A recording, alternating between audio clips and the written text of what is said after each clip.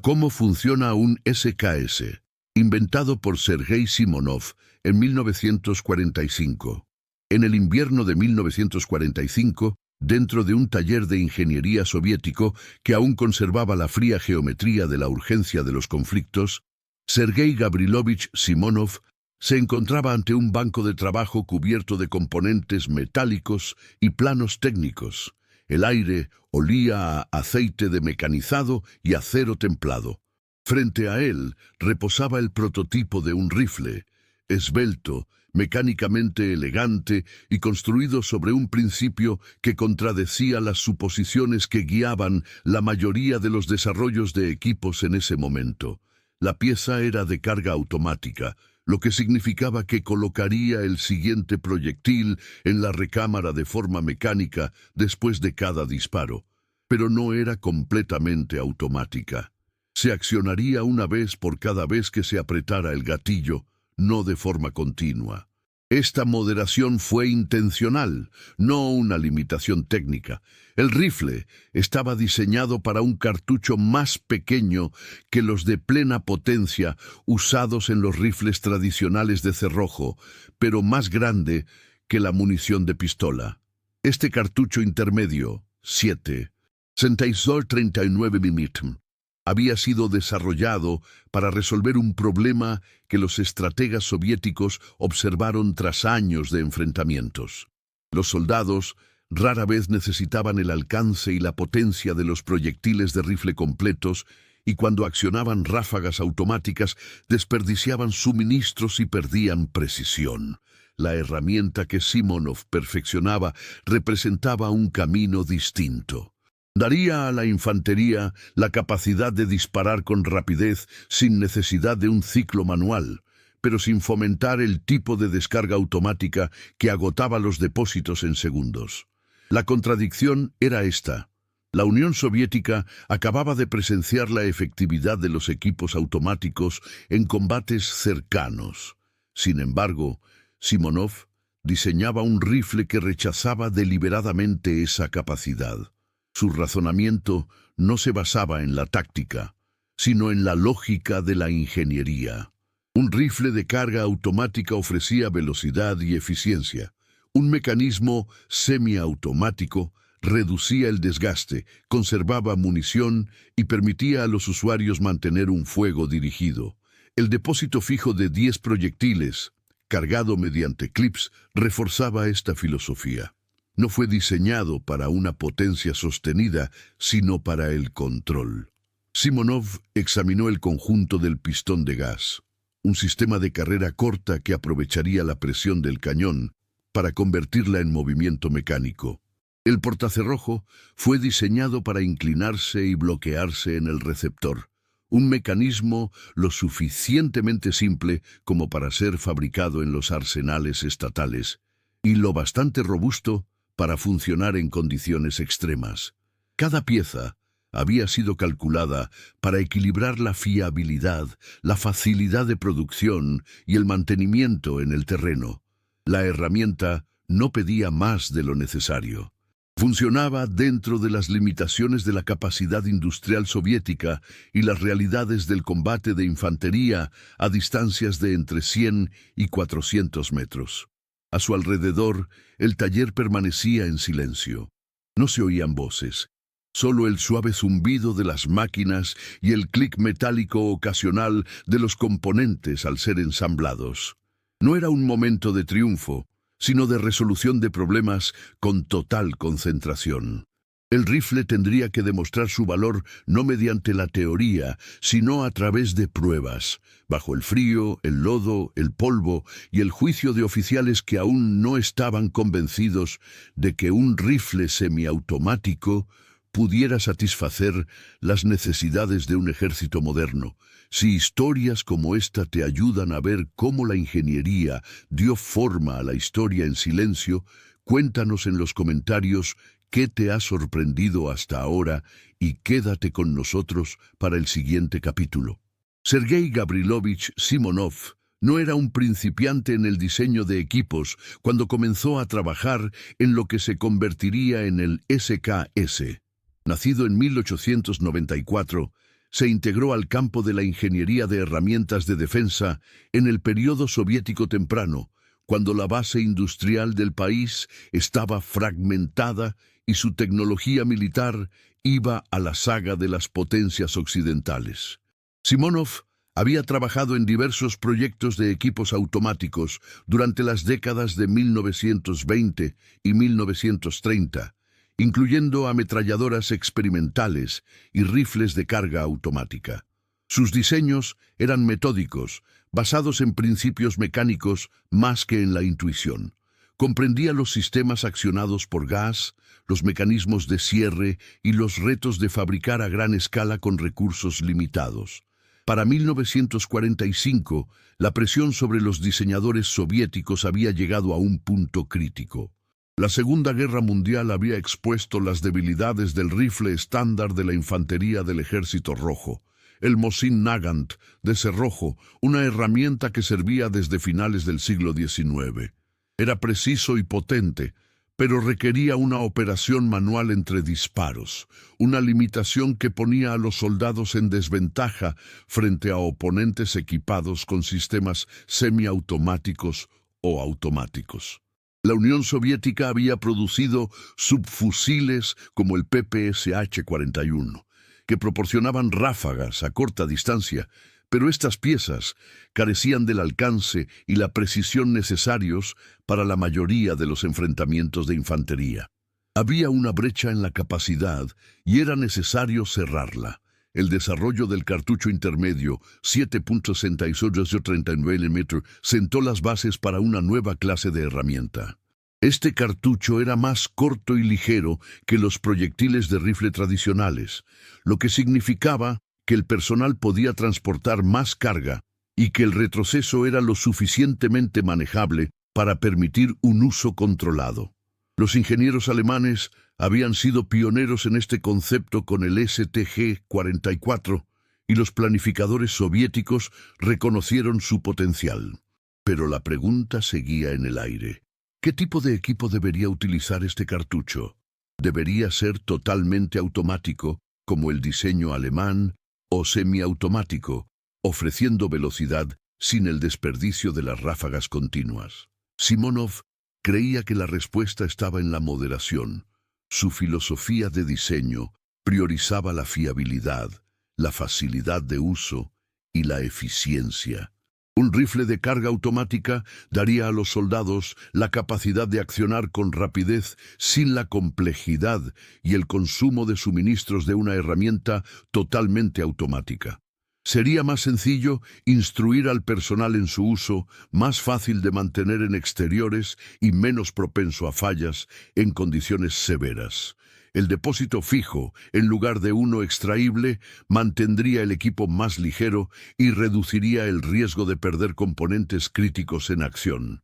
Estas decisiones no se tomaron de forma aislada. Reflejaban la realidad material de una nación devastada por el conflicto que necesitaba equipos de rápida producción, aptos para ser usados por reclutas con formación mínima y mantenidos con recursos escasos.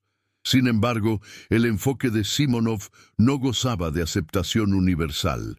Dentro del estamento de defensa soviético había voces que exigían la capacidad automática total. Señalaban el éxito de los subfusiles en el combate urbano y los enfrentamientos a corta distancia. Cuestionaban si un rifle semiautomático podría proporcionar suficiente potencia en la lucha moderna. Simonov tendría que demostrar que su diseño no era un retroceso, sino un paso adelante calculado, una herramienta que equilibraba las lecciones del pasado con las limitaciones de la ingeniería real. El principio operativo del SKS era elegante por su franqueza. Cuando se accionaba un disparo, el gas de alta presión, generado por la combustión, viajaba por el cañón detrás del proyectil. Un pequeño orificio perforado en el cañón, situado aproximadamente a la mitad de su longitud, permitía que parte de este gas escapara hacia un cilindro montado en la parte superior. Dentro de este cilindro había un pistón, un componente sólido y corto, diseñado para desplazarse hacia atrás bajo la presión del gas. Este era un sistema de pistón de gas de carrera corta, lo que significaba que el pistón recorría solo una distancia mínima antes de detenerse. Su movimiento era breve, pero suficiente para transferir energía al portacerrojo. El pistón golpeaba el portacerrojo, impulsándolo hacia atrás. Mientras el soporte se movía, giraba el cerrojo, liberándolo del receptor. El cerrojo y su soporte continuaban juntos hacia atrás, extrayendo el casquillo utilizado y expulsándolo por una abertura en el lado derecho. Un resorte de retroceso, comprimido durante este movimiento, empujaba entonces el portacerrojo y el cerrojo hacia adelante nuevamente. Al avanzar, el cerrojo tomaba un nuevo proyectil del depósito fijo de 10 unidades situado bajo el receptor y lo introducía en la recámara. El cerrojo volvía a su posición de bloqueo y la herramienta quedaba lista para usarse otra vez. El ciclo completo tomaba una fracción de segundo y no requería intervención manual más allá de accionar el gatillo. Este sistema no era revolucionario. Los rifles de carga automática accionados por gas ya existían. Lo que hizo significativo al diseño de Simonov fue su simplicidad y su adaptación al cartucho intermedio. El pistón de carrera corta reducía la masa en movimiento dentro del equipo, lo que mejoraba la fiabilidad y disminuía el desgaste de las piezas. El mecanismo de bloqueo por cerrojo oscilante, derivado de diseños soviéticos anteriores, era robusto y podía tolerar suciedad, lodo y temperaturas extremas. El equipo podía desmontarse en el campo sin herramientas, un requisito para cualquier herramienta de defensa destinada al uso masivo por soldados que pudieran necesitar limpiarla o repararla en condiciones difíciles. Cuando Simonov presentó el diseño a los altos mandos, la respuesta fue variada. Se valoró el mecanismo de carga automática, pero persistían las dudas sobre la falta de ráfagas automáticas. Un oficial de alto rango, al revisar el prototipo en un centro de pruebas a las afueras de Moscú, comentó que el personal necesitaba la opción de fuego continuo en distancias cortas. El contraargumento de Simonov se basaba en datos. El fuego automático consumía suministros demasiado rápido, reducía la precisión y requería más entrenamiento para ser efectivo. Un rifle semiautomático ofrecía un mejor equilibrio entre velocidad y control. Permitía accionar tan rápido como se pudiera pulsar el gatillo, lo que en la práctica era casi tan veloz como lo que la mayoría de los usuarios podían manejar con precisión de forma automática. La resistencia no fue fácil de superar. La doctrina militar estaba evolucionando y no había consenso sobre cuál debía ser la herramienta estándar de infantería. El rifle de Simonov tendría que probarse mediante evaluaciones rigurosas, no solo mecánicas para asegurar su funcionamiento, sino también pruebas de campo para demostrar que cumplía con las necesidades prácticas de los soldados. La ingeniería era sólida. La duda era si la filosofía que la sustentaba sería aceptada. ¿Crees que esta elección de diseño fue inevitable o una apuesta arriesgada en aquel momento? Comparte tu punto de vista en los comentarios y pasa esta historia a alguien que disfrute entender cómo funcionan realmente las cosas. Las pruebas comenzaron a principios de 1946 en campos de entrenamiento donde las temperaturas caían bajo cero y donde se introducían deliberadamente lodo, polvo y humedad para simular condiciones reales. El prototipo del SKS se accionó miles de veces, se desmontó, se volvió a armar y se sometió a pruebas de esfuerzo diseñadas para revelar fallas en el diseño.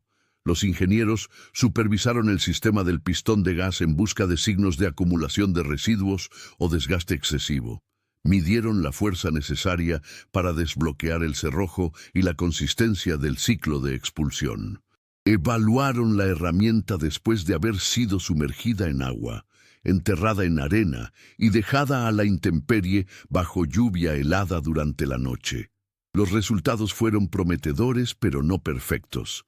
Las primeras versiones del pistón mostraron signos de acumulación de carbono tras un uso prolongado, lo que podía dificultar su movimiento y causar fallas.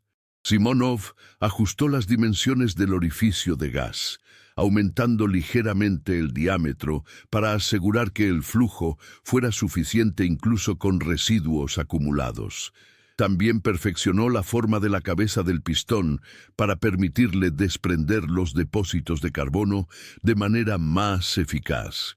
Estos fueron ajustes menores, pero tuvieron efectos significativos en la fiabilidad.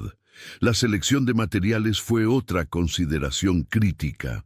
El receptor necesitaba ser lo suficientemente fuerte para resistir las fuerzas generadas al disparar, pero lo bastante ligero para que el rifle fuera manejable para los soldados que lo cargarían durante horas o días.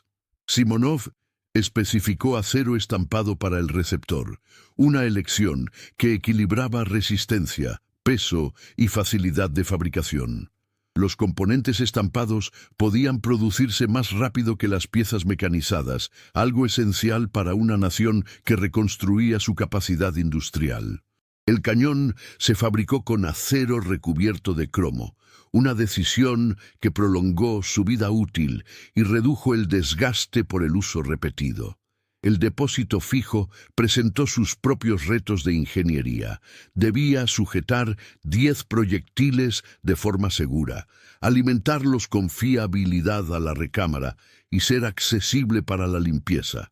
Simonov diseñó el depósito para ser cargado desde arriba mediante clips, guías metálicas que alineaban los proyectiles y permitían empujarlos hacia el depósito con rapidez. Este sistema era más lento que cambiar un cargador extraíble, pero eliminaba el riesgo de perder piezas en el campo y simplificaba la instrucción. El personal podía recargar sin necesidad de mirar la herramienta, una habilidad que podía enseñarse en cuestión de horas. Para finales de 1946, el SKS había superado la mayoría de sus evaluaciones técnicas. El equipo funcionaba con fiabilidad en diversos rangos de temperatura y entornos. Era preciso en distancias de hasta 400 metros, lo que cubría la gran mayoría de los rangos de enfrentamiento de infantería. El mecanismo semiautomático permitía mantener un ritmo constante de fuego dirigido sin el retroceso y el movimiento del cañón asociados a las herramientas automáticas. La sencillez del diseño permitía que pudiera fabricarse en plantas existentes sin requerir una reestructuración profunda. Aún así, la aceptación no estaba garantizada. En paralelo al trabajo de Simonov, otro diseñador, Mikhail Kalashnikov, desarrollaba un rifle que ofrecía capacidad de fuego selectivo. Esta pieza, que acabaría siendo el AK-47, podía alternar entre modos semiautomático y automático. Representaba una filosofía distinta, una que priorizaba la versatilidad sobre la especialización. Los oficiales militares observaban ambos proyectos de cerca, evaluando no solo los méritos técnicos, sino la cuestión de fondo sobre qué papel debían desempeñar los rifles en la defensa moderna. El momento decisivo no llegó con una sola prueba, sino a través de una comprensión gradual por parte de los planificadores soviéticos. El SKS funcionaba. Era fiable, preciso y eficiente. Podía producirse a gran escala y ser mantenido por personal con entrenamiento básico. Pero la cuestión de si debía ser el rifle principal de la infantería se complicó por el desarrollo paralelo del AK-47. El diseño de Kalashnikov ofrecía capacidad automática, lo que atraía a quienes creían que los conflictos modernos requerían fuego de supresión. Sin embargo, el SKS ya había sido perfeccionado hasta un alto grado de fiabilidad y su producción podía iniciar de inmediato. Se tomó la decisión de adoptar ambos equipos, pero con roles distintos. El SKS serviría como el rifle estándar, entregado a tropas regulares que necesitaran una herramienta confiable y fácil de usar para enfrentamientos generales. El AK-47 pasaría por más refinamientos para eventualmente sustituir al SKS en roles de primera línea donde el fuego automático se considerara necesario. Este compromiso reflejaba la incertidumbre de la época, el reconocimiento de que la doctrina militar seguía evolucionando y que ninguna herramienta única podía cubrir todos los escenarios tácticos. Para Simonov, la adopción del SKS en 1949 fue la validación de su filosofía. Había creado un equipo que funcionaba bajo restricciones, que no exigía más de lo necesario y que resolvía un problema real. El mecanismo semiautomático y el depósito fijo no eran limitaciones, sino características intencionales diseñadas para equilibrar potencia, control y logística. El sistema de pistón de gas de carrera corta era eficiente. El cerrojo oscilante era simple y robusto. Cada componente había sido probado, revisado y ajustado hasta que funcionó de forma consistente bajo condiciones hostiles. El SKS entró en producción en los arsenales estatales y comenzó a distribuirse entre las unidades soviéticas. Los soldados que se habían formado con rifles de cerrojo encontraron la transición sencilla. El peso y el equilibrio de la herramienta les eran familiares, pero el mecanismo de carga automática eliminaba la necesidad de accionar manualmente el cerrojo entre disparos. Esto aumentó la cadencia de fuego sin requerir nuevas tácticas o entrenamientos complejos. El depósito fijo, aunque más lento de recargar que los extraíbles, resultó adecuado para la mayoría de las situaciones. El rifle era efectivo en las distancias donde ocurrían la mayoría de los combates, y su resistencia al frío, el lodo y el polvo lo hacía ideal para los entornos donde operaban las fuerzas soviéticas. Sin embargo, incluso mientras se distribuía el SKS, el AK-47 estaba siendo refinado para una adopción más amplia. A mediados de la década de 1950, el rifle de Kalashnikov había demostrado sus propios méritos y el ejército soviético comenzó la transición hacia él como su herramienta principal. El SKS permaneció en servicio, pero cada vez más en roles secundarios, entregado a unidades de apoyo, fuerzas de reserva y guardias ceremoniales. Su tiempo como rifle de vanguardia fue breve, pero su influencia se extendió más allá de sus años de servicio activo. La pieza había demostrado que los cartuchos intermedios y los mecanismos de carga automática podían trabajar juntos de forma efectiva. Evidenció que la simplicidad y la fiabilidad no eran obstáculos para el rendimiento, sino sus cimientos, y mostró que las decisiones de ingeniería tomadas bajo limitaciones materiales e industriales podían producir sistemas que funcionaran bien en el mundo real, incluso si acababan siendo superados por diseños con prioridades diferentes. El SKS no desapareció cuando el AK-47 tomó su lugar. Continuó fabricándose en la Unión Soviética y se exportó a naciones aliadas durante la década de 1950 y después. China produjo millones de estos rifles bajo la denominación Tipo 56, entregándolos a unidades militares y milicias durante décadas. Yugoslavia, Rumania y otros países del bloque oriental también fabricaron variantes, adaptándolas ligeramente a sus capacidades de producción locales. El rifle se extendió por continentes, no como un símbolo de innovación, sino como una herramienta funcional que simplemente cumplía su cometido. Su legado no reside en avances revolucionarios, sino en la validación de principios que dieron forma a diseños posteriores. El SKS demostró que los cartuchos intermedios permitían al personal llevar más suministros, mantener un mejor control y actuar eficazmente en distancias de combate realistas. Probó que los mecanismos de carga automática podían ser lo suficientemente simples para la producción en masa y robustos para entornos difíciles. Mostró que la moderación en el diseño, elegir lo semiautomático sobre lo automático, un depósito fijo sobre uno extraíble, podía producir una herramienta que cubriera las necesidades de infantería sin excederse. Sergei Simonov siguió trabajando en diseños de equipos después del SKS, aunque ninguno alcanzó la misma adopción masiva.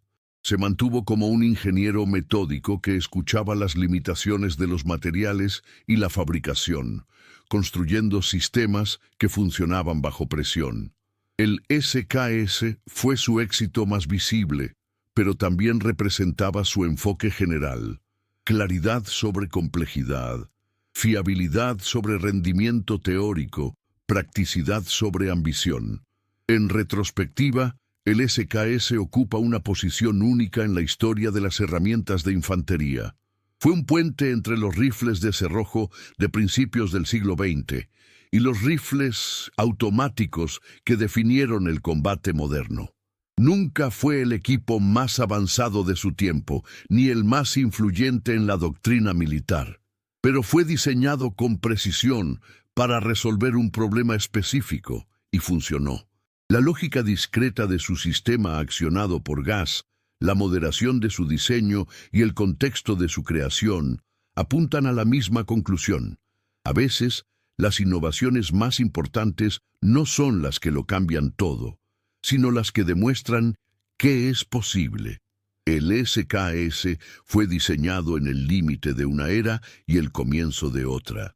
Surgió en un momento en que se pedía a los ingenieros soviéticos reconstruir la capacidad defensiva de una nación con recursos limitados y una doctrina incierta. La respuesta de Simonov fue una herramienta que no prometía más de lo que podía entregar. Funcionó porque entendió su función. Accionaba un proyectil por cada vez que se pulsaba el gatillo porque eso era suficiente. Usaba un depósito fijo porque eso bastaba. Bloqueaba y desbloqueaba de forma predecible, completaba sus ciclos con fiabilidad y podía mantenerse en el campo. No fueron concesiones, fueron elecciones.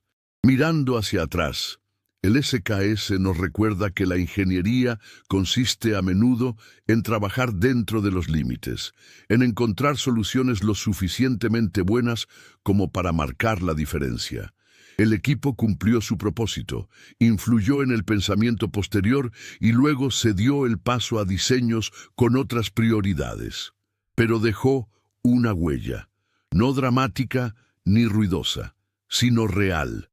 Una marca que dice: esto funcionó, esto resolvió un problema, esto tenía sentido en su momento. Y en ingeniería ese suele ser el mayor logro. Si disfrutas de historias tranquilas y reales sobre cómo la ingeniería dio forma al mundo, suscríbete al canal, deja un like y cuéntanos desde qué país nos estás viendo.